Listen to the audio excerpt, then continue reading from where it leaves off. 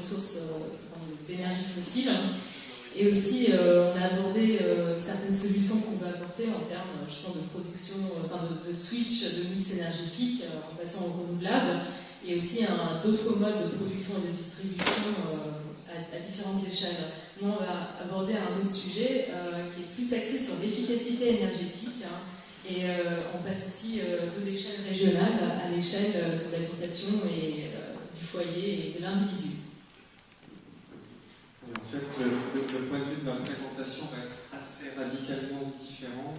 On va parler là du point de vue de la transition énergétique, on va parler du point de vue de l'économie sociale et solidaire, et plus particulièrement du point de vue de l'éco-construction. Donc effectivement, quelle approche de l'énergie par rapport à l'éco-construction, c'est se rappeler que l'énergie qui pollue la moins, qui crée le moins de problèmes dans le monde, c'est quand même l'énergie qu'on n'a pas à produire. Et donc, l'éco-construction travaille sur plusieurs aspects qui permettent de ne pas consommer bêtement de l'énergie qu'on n'est pas obligé de consommer. Donc, moi, je fais donc partie de l'entreprise Apigvat.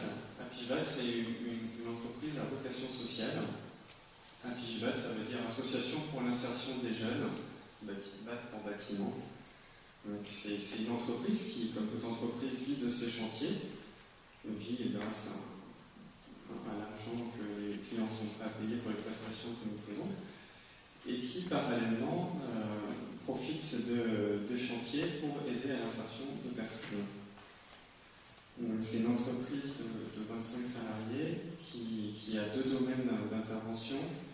Comme l'entreprise de bâtiment, on a un secteur traditionnel qui est la rénovation tout corps d'état bâtiment, donc tout ce qui est les interventions, à la fois tout ce qui est le second œuvre, mais aussi ce qui peut être le gros œuvre, la couverture, tout type d'intervention. Et ce qui s'est développé depuis une quinzaine d'années dans notre entreprise, c'est l'éco-construction. Alors, on passe à la deuxième. Pourquoi l'éco-construction? C'est un choix stratégique de l'entreprise. Aujourd'hui, ceux qui connaissent le secteur du bâtiment savent que dans les secteurs traditionnels qui ne sont pas trop techniques, les marges ont tendance à diminuer énormément. Et donc, pour conserver une viabilité économique, il était nécessaire de passer sur un schéma plus technique et d'être sur des chantiers de plus haute tenue où les marges sont un petit peu supérieures. C'est également pour une entreprise qui cherche à revaloriser, qui cherche à aider à l'insertion de personnes, c'est-à-dire que dans le bâtiment, il y a du travail, seulement ce travail-là aujourd'hui n'est pas très enviable. Quand on demande aux gens est-ce que vous avez envie de travailler dans le bâtiment, il n'y en a quand même pas beaucoup qui ont envie. La raison, c'est parce que le métier tel que c'est pratiqué aujourd'hui n'est pas très intéressant et souvent assez sous-estimé. Donc en fait, le but, c'est de revaloriser les métiers du bâtiment par l'éco-construction. Ça, j'en reparlerai après. Le troisième point, c'est aussi que, comme entreprise à but social, on cherche à développer l'emploi pour permettre aux gens de trouver de l'emploi aussi. Et ça, j'en reviendrai dans l'autre partie. Donc, pour revenir sur l'éco-construction, plutôt que de faire de très grands discours, je vais prendre deux exemples qui illustrent comment, si on réfléchit bien à la façon dont on conçoit un bâtiment, la façon dont on va vivre dans ce bâtiment-là, finalement, on peut se passer de toutes les énergies, une grande partie des énergies des systèmes. Souvent, comme ingénieur, on aime bien aller jouer avec les petits systèmes, aller se mettre des petits capteurs par-ci, des petites choses par-là. Et en fait, là, dans l'éco-construction, on prend le contre-pied, on dit, on est des ingénieurs, on a envie de comprendre ce qu'on construit, on a envie de comprendre toute la physique du bâtiment, et on va en profiter pour limiter l'énergie dans le bâtiment. Donc le premier exemple, c'est une ville qui est une ville guyanaise, qui est inscrite au patrimoine mondial de l'UNESCO, puisque au XVIIe siècle ont été construits toute une série de buildings en R+7, R+8. Et la particularité, donc c'est les premiers gratte-ciel, les premiers Manhattan qui existaient. Et la particularité, c'est que c'est des immeubles en terre crue.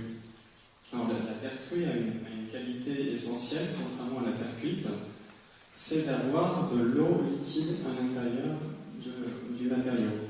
Et cette eau liquide permet de jouer le rôle climatiseur en fait. Face au cycle d'évaporation et de condensation de l'eau, la terre crue permet de jouer en fait le rôle permet qu'il se passe des cycles de Carnot comme dans n'importe quelle pompe à chaleur ou en machine de clim. Donc par exemple quand la température de la pièce augmente, ça fait vaporiser une partie de l'eau qui est à l'intérieur de la terre, et tout le monde sait que l'énergie de vaporisation est importante, et va pomper l'énergie à l'intérieur de la pièce. Inversement, quand la température de la pièce a tendance à diminuer, on passe sur plutôt le cycle de condensation qui est exothermique et permet, quand la température diminue, de redonner de l'énergie. Ça, c'est oui. Ça réaugmente la température. C'est-à-dire c'est un peu comme on va dire un stockage de froid ou de chaud qui permet de réguler la température à l'intérieur. Cette propriété permet d'avoir une ville qui marche depuis le XVIIe siècle sans clim, dans un pays où il fait très chaud, et où pourtant les gens vivent dans des conditions correctes. Alors on joue sur une autre capacité des matériaux qui est le déphasage thermique. Le déphasage thermique, c'est le temps que met la chaleur à arriver d'un côté du matériau à l'autre. Quand il y a la chaleur du soleil qui cogne sur les murs, tout de suite la surface va devenir chaude. Grâce à un déphasage thermique long de la terre crue, on va mettre longtemps avant que la chaleur arrive au niveau de l'intérieur du logement. Et souvent, ça arrive au moment de la tombée de la nuit, au moment où la température extérieure commence à diminuer, donc au moment où les murs deviennent chauds, on va ouvrir les fenêtres et aérer avec un air beaucoup plus froid. Une autre photo. Et donc, grâce à ces deux capacités, à la fois donc de capacité de la terre crue de faire clim et d'être perspirant, de déphasage thermique, on peut avoir une ville du désert sans clim. Alors le deuxième exemple, ça vient des Alpes. Dans le massif de la Chartreuse, il y a tout un petit collectif d'habitat social qui a été créé sans chauffage.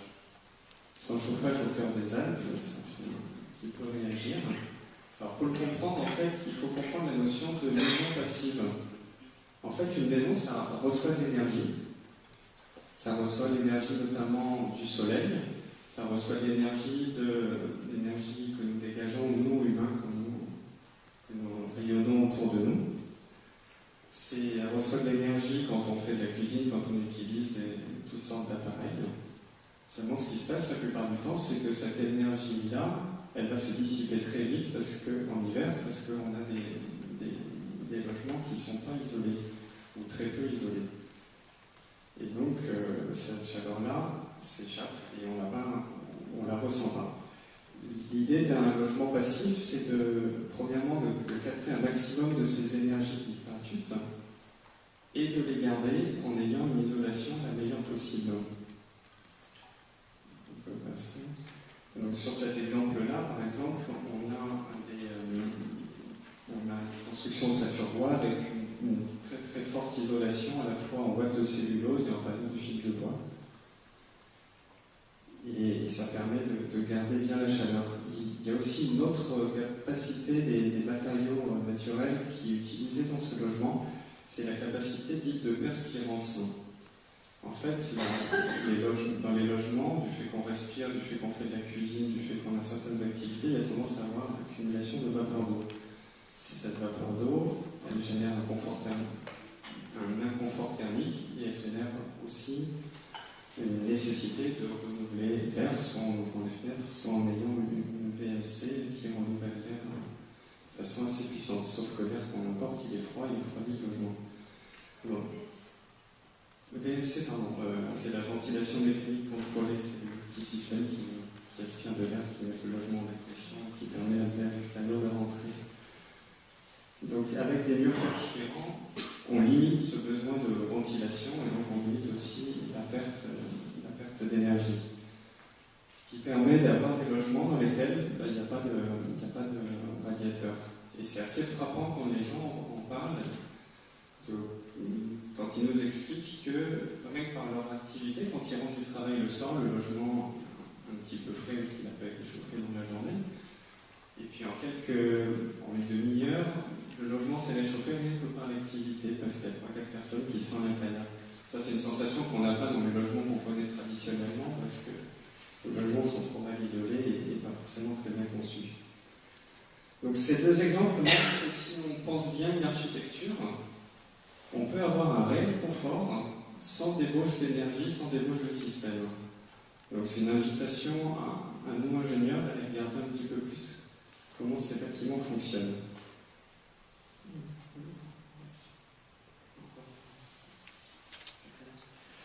Donc je vais parler premièrement de la limitation de l'énergie à la construction, puis après la limitation de l'énergie au fonctionnement.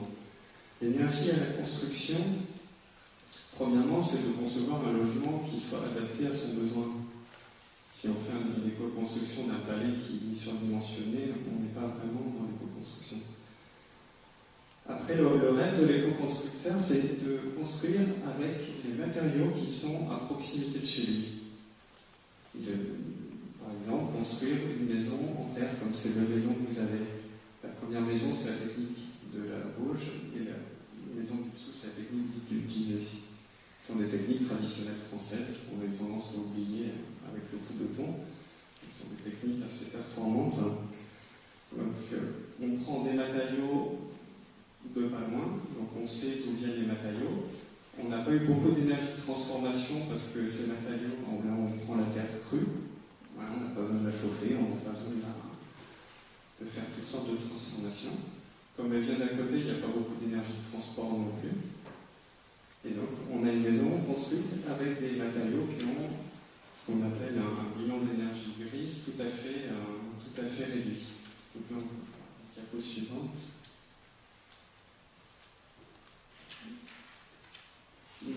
Donc, on voit qu'évidemment, avec un béton armé, on a une énorme énergie grise de construction. Avec la brique cuite, on en a aussi pas mal. Par contre, effectivement, avec les techniques d'éco-construction, que ce soit le bois d'œuvre, la brique crue ou le torchis, on en a beaucoup moins. Donc, comme cet idéal n'est pas toujours réalisable, l'idée c'est toujours de trouver des matériaux les moins transformés possibles. Par exemple, nous qui travaillons à Saint-Denis, donc en région parisienne, nous travaillons avec du bois qui vient de forêts gérées correctement dans l'Orne ou dans le Morvan, où il y a des très beaux pins Douglas qui permettent de faire de la construction. On a deux petites constructions en bois, une plutôt en système à gauche autopoutre, et l'autre dite technique de madrier empilé. Il y avait des petits jeux quand j'étais gamin, on empilait, on faisait des petites maisons comme ça. Ça fait des maisons qui sont sympathiques à vivre.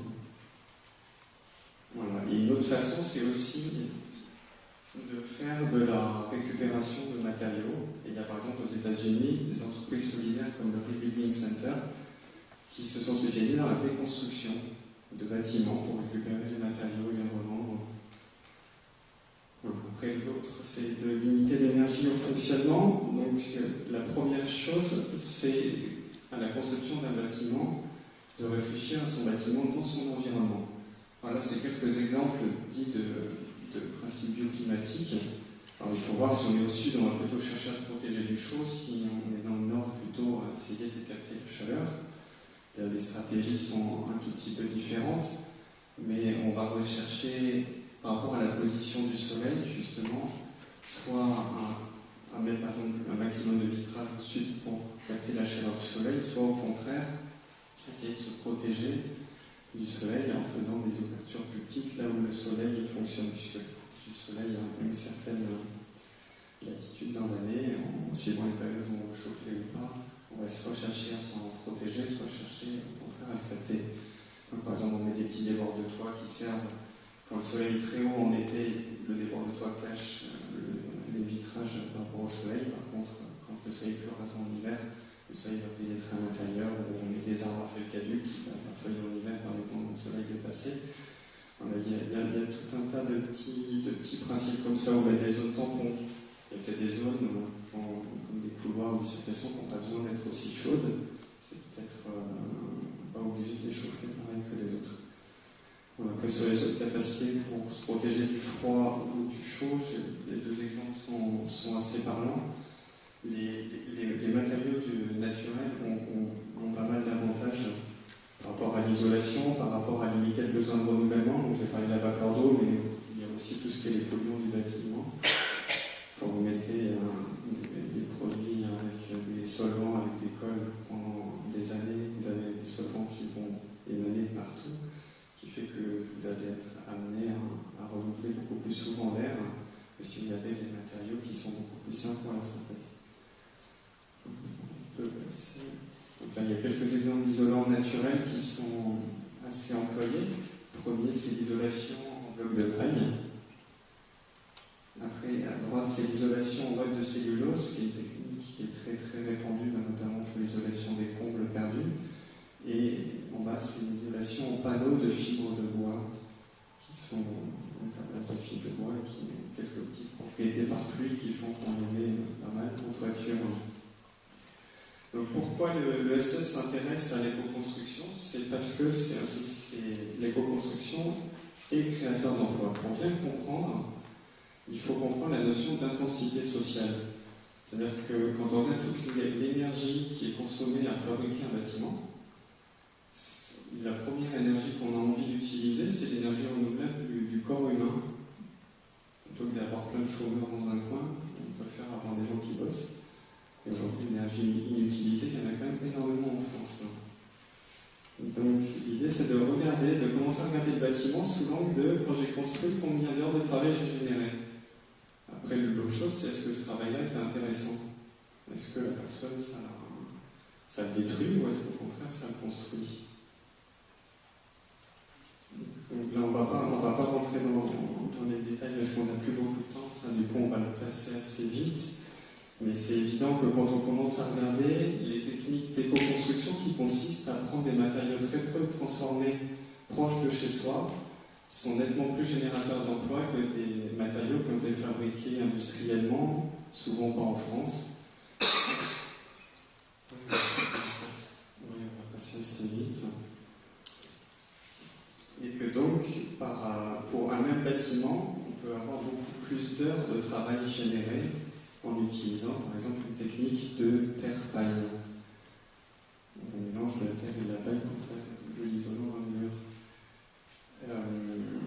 Ça peut même être une solution économiquement intéressante. Si on prend des matériaux très peu transformés, on arrive assez facilement à être compétitif par rapport à un système très classique de parpaing de béton avec un isolant en polystyrène.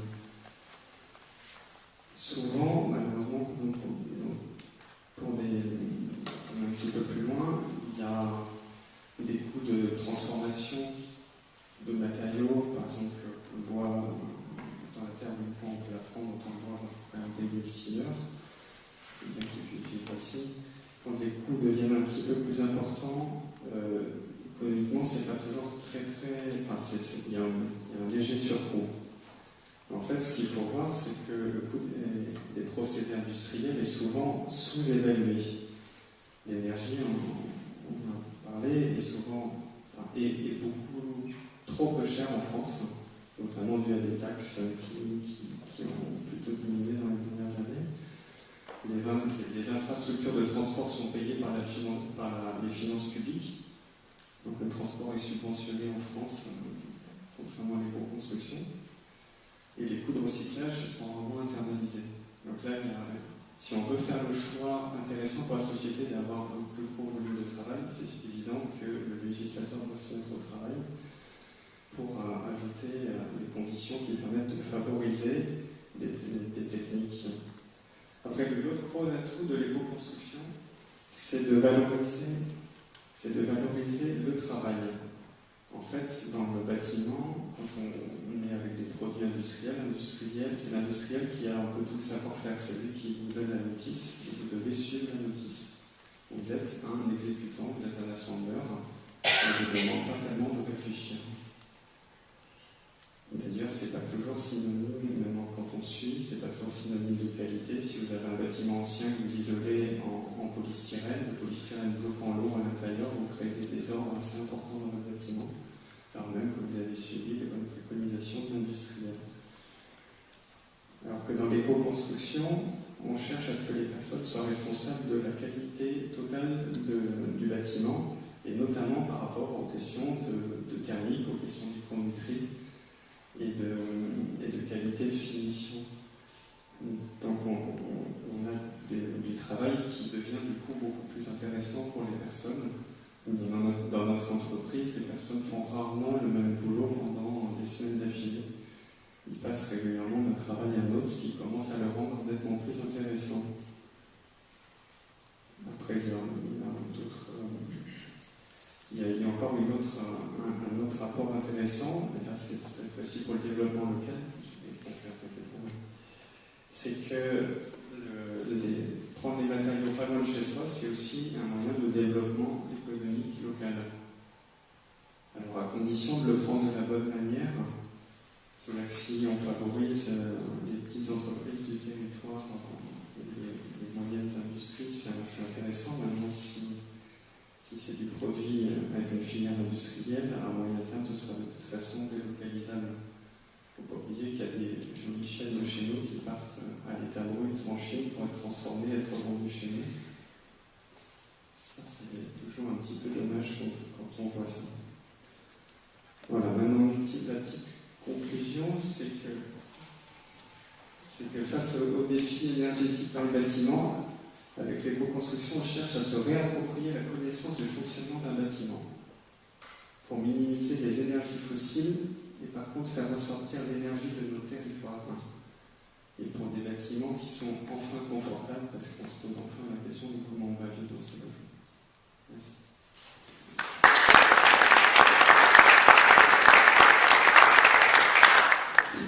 Merci beaucoup Mathieu. Donc maintenant, je vous passe la parole si vous avez des questions, des remarques. Non, merci. Je crois que c'est pas vraiment nécessaire. Le défi énergétique dans le bâtiment, ça représente quoi par rapport à l'énergie totale, disons, consommée en France? C'est 5%, c'est 30%, c'est à peu près 40%. C'est à peu près 40%. à peu près 40%. C'est d'accord. Merci.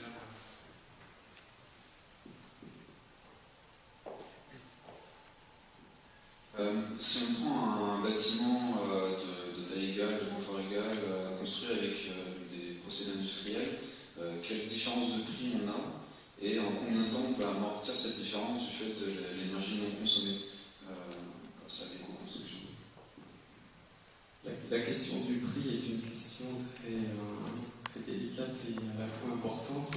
Il y a beaucoup de facteurs qui rentrent en jeu. Dès lors qu'on est sur des travaux de main-d'œuvre, la question est à quel prix vous payez la main-d'œuvre. Si vous allez sur les gros chantiers de bâtiment, vous pouvez vous rendre compte assez facilement que ce n'est pas de la main-d'œuvre très qualifiée, très payée. Donc à partir de là, faire du boulot moins cher, c'est pas très compliqué.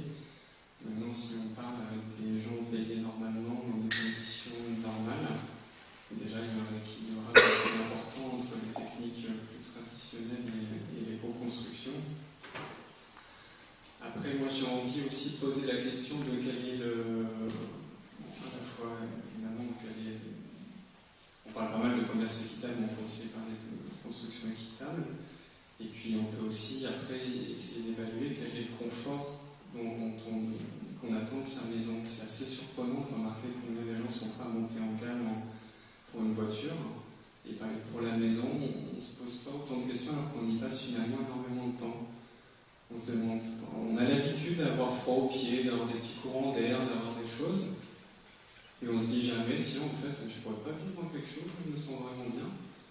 C'est toujours surprenant quand on intervient chez les gens qui nous disent combien ça leur change la vie d'avoir une maison un petit peu plus construite. Et s'il y a 5% ou 10% de coûts en plus, je crois qu'on ne va pas parler de comment on l'amortit, on va dire qu'est-ce que je fais pour... j'ai fait quelque chose et ça m'a changé ma vie. On est sur d'autres dimensions. Oui, moi j'avais simplement un retour d'expérience à partager en Pas-de-Calais. Ce qu'on avait vu, c'est le témoignage d'un cabinet d'architecture et d'urbanisme qui parlait d'un exemple en fait de 400 logements sur des nouveaux quartiers dont le besoin en chaleur pourrait être alimenté par une serre qui occupe 10% de la surface et dont l'énergie solaire thermique captée par la serre est stockée en souterrain, enfin par un mécanisme souterrain vient alimenter les logements et répondre aux besoins de chaleur en base.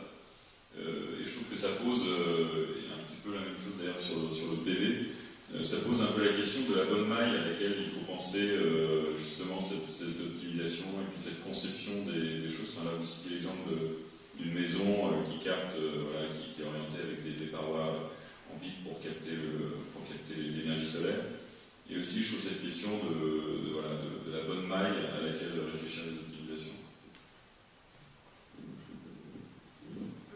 J'ai une deuxième partie de la question sur la durée de vie des matériaux d'origine naturelle. Est-ce qu'elle est comparable à ce qui se fait industriel? Et sinon, est-ce qu'il y a des moyens simples pour remplacer les matériaux sans casser les murs? Les plus vieilles maisons de Paris sont en ossature bois. Elles tiennent encore 500 ans, 600 ans après. L'exemple de la ville Yémen, ça fait quand même depuis 4 siècles qu'elle dure. Après, dans le bâtiment, c'est quelque chose de vivant. Le bâtiment, ça vit, et après, toujours la question est comment vous l'entretenez. Notamment, un bâtiment doit être protégé de l'eau. Donc, comment vous entretenez vos enduits ou vos bardages sur les murs, comment vous entretenez votre couverture, ça va donner un bâtiment plus ou moins durable. Ce qui n'est pas forcément inintéressant d'ailleurs que les gens soient responsabilisés sur leur bâtiment, c'est pas forcément une mauvaise nouvelle. Mais c'est vrai que ça va dépendre de la façon dont on entretient une ossature bois. Si elle est bien entretenue, elle peut durer des années. Si maintenant on laisse des fuites d'eau qui vont rester, de toute façon, que ça soit avec l'ossature bois et de la maçonnerie, avec autre chose, le bâtiment ne va pas durer forcément très très longtemps. Donc la durabilité, elle est prouvée. Il y a beaucoup plus de recul sur les méthodes d'éco-construction que sur les méthodes industrielles. Après, tout dépend de l'entretien.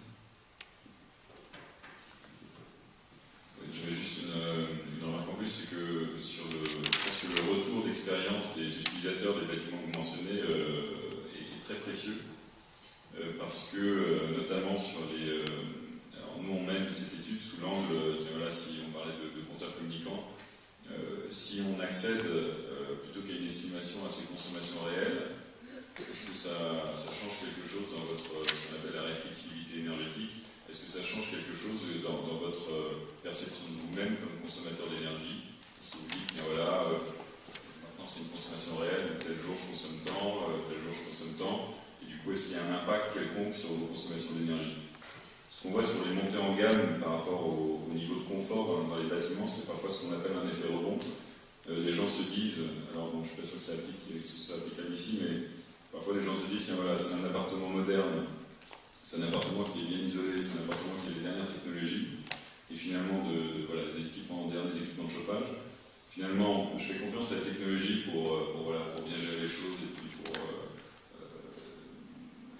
pour réaliser les bonnes optimisations. Et finalement, je deviens plus exigeant qu'avant en termes de confort, et finalement, je consomme plus ou équivalent, et on ne réalise pas cette promesse d'économie d'énergie face à une évolution de justement équipement, isolation, le rapport à l'énergie, le rapport à l'équipement. Enfin voilà, ça pose cette question du rapport à son environnement, et je trouve que ces retours d'expérience-là sont vraiment très précieux.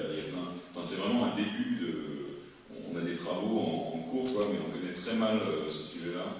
Une bonne information, on vous explique les choses, on vous explique comment fonctionne votre logement. Est-ce que vous avez envie de savoir? Est-ce que ça ne vous regarde pas? Et si vous avez envie de savoir et que ça vous regarde dans une certaine mesure, quel effet sur votre consommation, sur votre rapport au logement?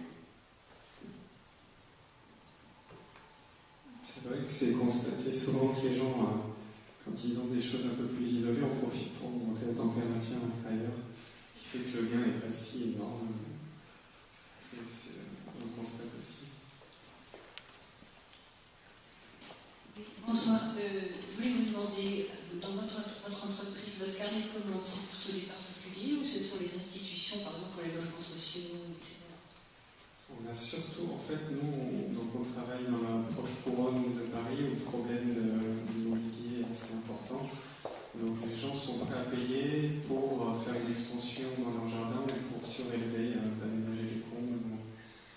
Et donc on a surtout un marché particulier de gens qui ont envie d'avoir quelques mètres carrés de surface en plus.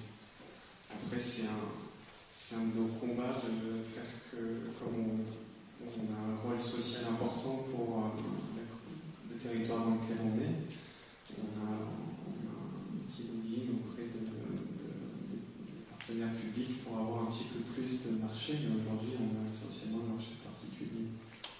Et en rénovation, on a un petit marché avec aussi des associations. On a aménagé pas mal de centres pour accueil d'enfants, de choses comme ça.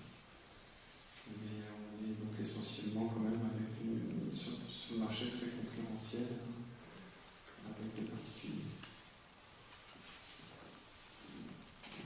Oui, moi j'aurais 2-3 petites remarques sur la première intervention de Christophe et puis une question précise sur celle de Mathieu. Alors je vais commencer par la question précise. C'est la suite de cette question sur le privé-public finalement. Est-ce que vos solutions d'éco-construction sont applicables à des bâtiments plus importants? On peut penser à HLM, mais aussi lycée par exemple. J'ai été conseiller régional d'Île-de-France, donc c'est une des questions sur lesquelles on a un peu travaillé. Et alors la deuxième chose, c'est, moi j'ai été très intéressée par votre intervention avec cette volonté de lier le développement durable à l'énergie renouvelable. Et dans le développement durable, il y a les aspects environnementaux, économiques et sociaux.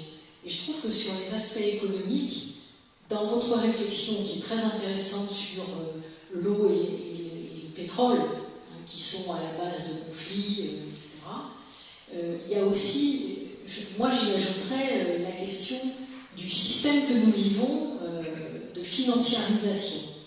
Je vais prendre juste un petit exemple, mais on en retrouve aujourd'hui, c'est un exemple un peu ancien, ça concerne l'Éthiopie.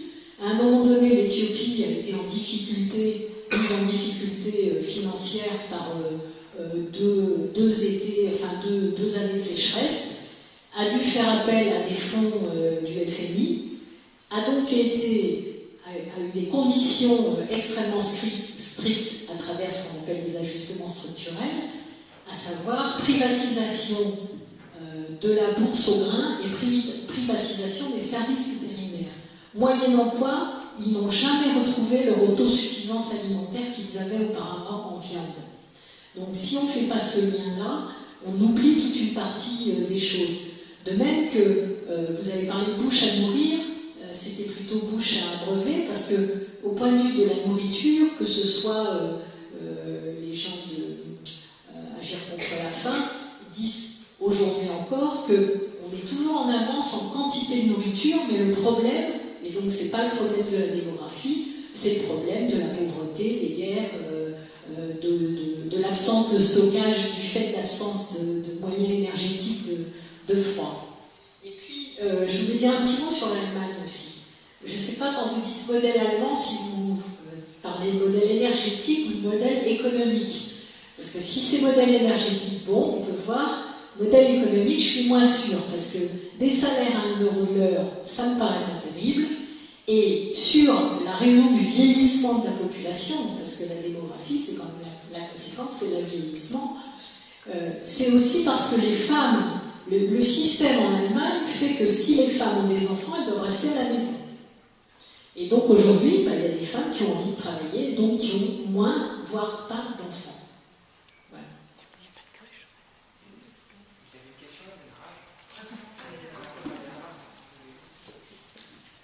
Alors, je suis entièrement d'accord avec tout ce que vous avez dit. Il n'y a aucune contradiction entre ce que j'ai dit et ce que vous avez dit.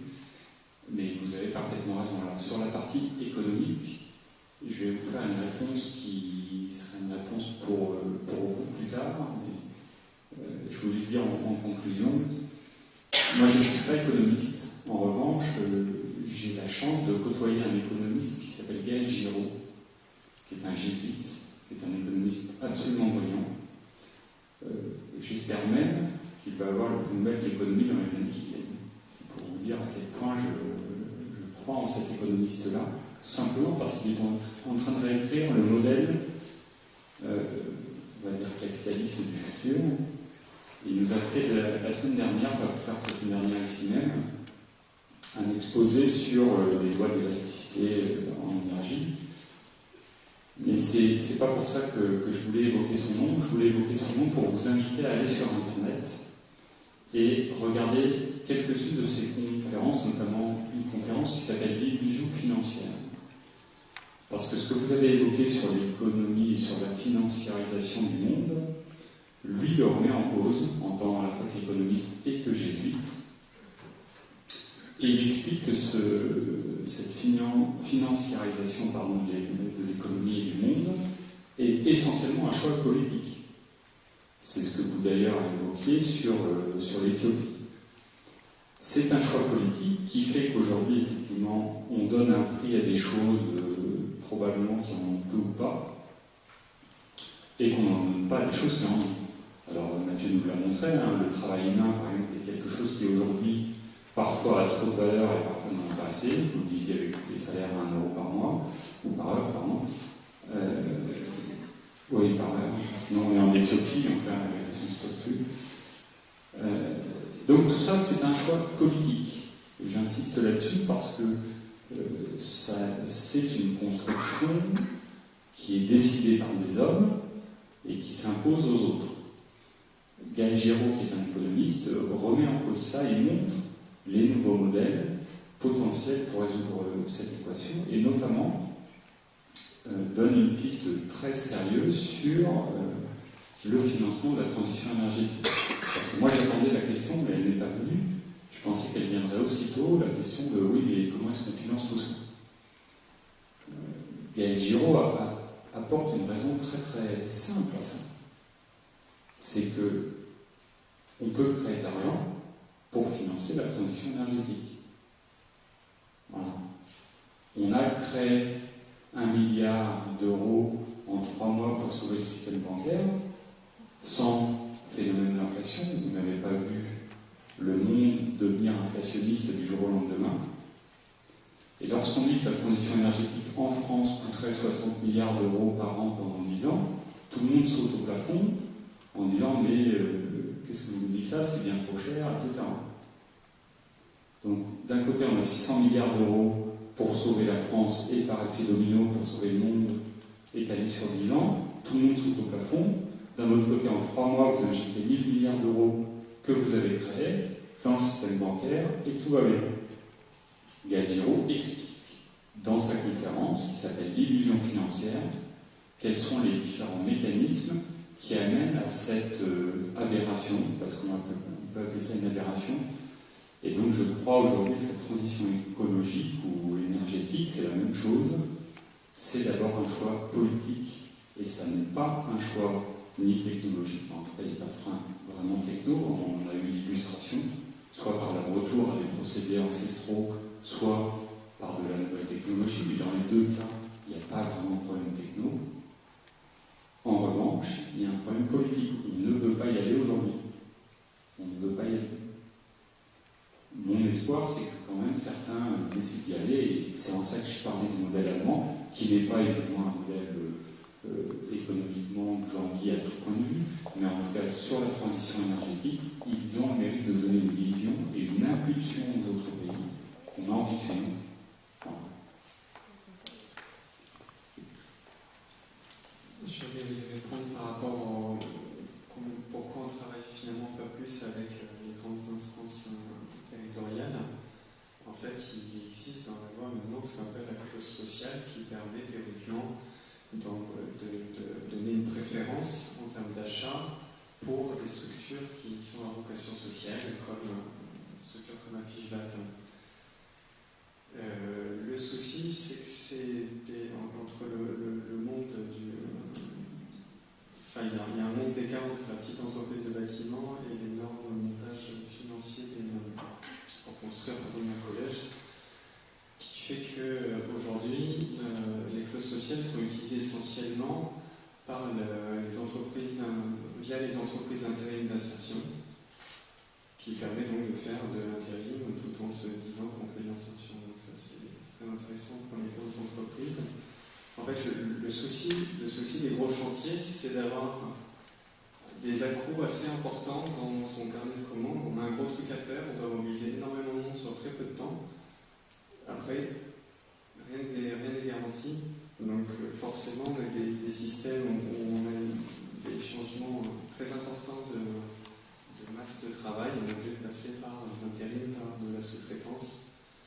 Ce qui fait que pour une entreprise qui voudrait travailler localement avec les projets locaux, sur un gros chantier, nous, c'est un peu les dialogues qu'on essaie d'avoir avec nos amis de Vinci ou d'Eiffage, c'est d'avoir des petits chantiers à l'intérieur du gros chantier, parce qu'on est une petite entreprise de 26 salariés. Moi, je ne mets pas pendant un an mes 26 salariés en laissant tous les autres clients de côté pour, quand le chantier se finit, plus avoir un seul client. Ça, c'est pas possible. Et donc on est obligé d'être sur quelque chose de plus petit. Alors, sous la pression des grands groupes, il commence à se structurer des associations d'insertion qui essaient, elles, de voir plus gros, de voir plus large. Mais dès lors, on n'est plus sur des entreprises locales, on est sur un développement qui devient, lui, plus national, voire un petit peu plus loin. Donc la question, en fait, est quelle est la durée qu'on laisse pour développer de telles démarches. Parce que le fonctionnement d'un gros chantier de bâtiment, c'est qu'il faut aller très vite, avec beaucoup de monde à un moment donné, puis après ça s'arrête, et puis ça continue.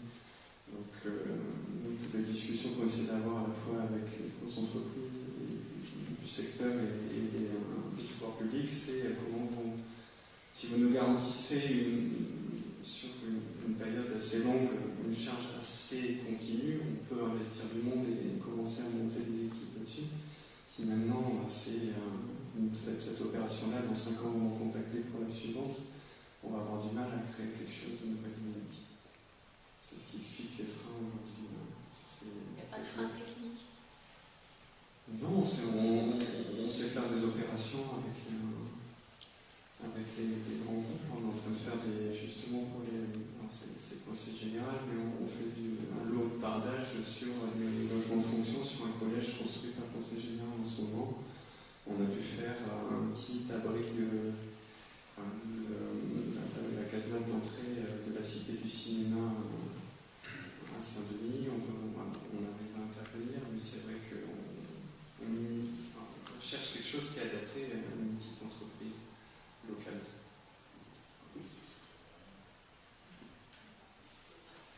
Pourquoi pas, on va y voir. Après, on n'est pas outillé pour construire tout seul un collège, ça c'est sûr. C'est un peu pareil. Je souhaite revenir à la question de tout à l'heure et à la réponse de Christophe, surtout sur comment créer de l'argent pour la transition énergétique. Si je ne me trompe pas, aujourd'hui, si je prends une facture d'électricité, il y a à peu près, peut-être avant 2011, l'aspect fiscal sur une facture d'électricité pesait dans les 3 à 4%. Après 2011, ça n'a cessé d'augmenter pour atteindre aujourd'hui 20%. Je prends la taxe qui taxe le plus lourd sur une facture d'électricité à hauteur de 16,5 € le mégawattheure, c'est la CSPE, contribution de service public à l'électricité, dont 65% de cette taxe-là part au financement des énergies renouvelables. Aujourd'hui, qu'est-ce qu'il y a comme mécanisme, à part la fiscalité, ou qu'est-ce qui circule aujourd'hui en termes d'idées ou de réflexion sur comment créer de l'argent, à part d'augmenter la part fiscale pour inciter les gens, je pense, en mon sens, c'est une façon aussi d'inciter les gens à moins consommer, vu que les taxes qui étaient initialement assises sur l'abonnement et le coût d'énergie sont désormais assises sur la consommation finale. Alors, pour créer de l'argent, c'est très simple. Il suffit de faire une banque. Vous savez qu'une banque, c'est un organisme qui reçoit une autorisation d'État pour créer de l'argent. Pour créer de l'argent. Quand vous faites un emprunt bancaire pour votre maison, le banquier ne descend pas au 4e sous-sol pour chercher son lingot d'or et dire bah, c'est bon, il me reste les 400 000 € pour votre maison et je vous les donne. En fait, il crée de l'argent. Il crée de l'argent.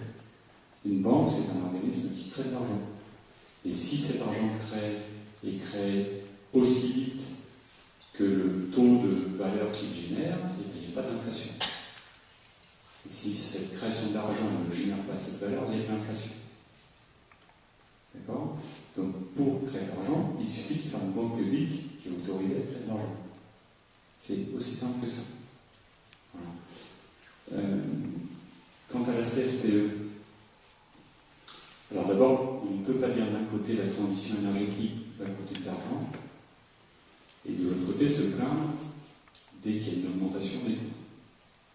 Parce que ça, c'est le sens de l'histoire. Je rappelle quand même que si vous regardez les variations de prix suite à l'introduction d'une taxe carbone, vous inversez la tendance des prix entre les énergies fossiles et les énergies renouvelables. Si vous introduisez une taxe carbone de quelques dizaines d'euros la tonne de CO2, vous rendez les énergies fossiles plus chères que les énergies renouvelables.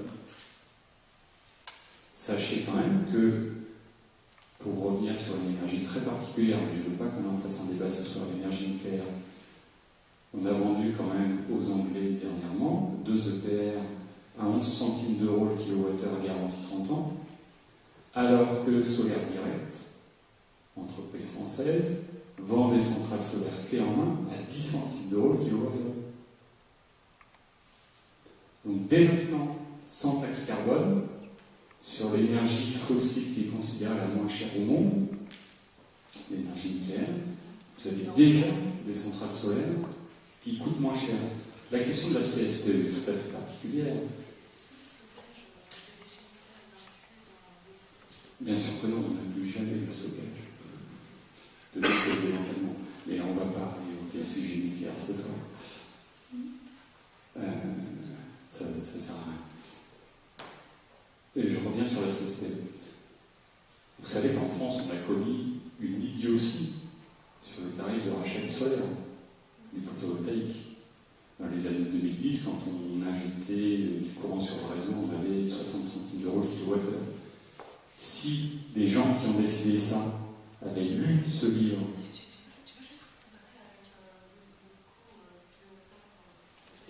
on paye aujourd'hui 13 centimes d'euros le kilowattheure. D'accord ? En énergie. Juste en électrique, je parle maintenant. Non. L'énergie achetée à 60 centimes, c'est du kilowattheure brut, sans non transporté ni rien.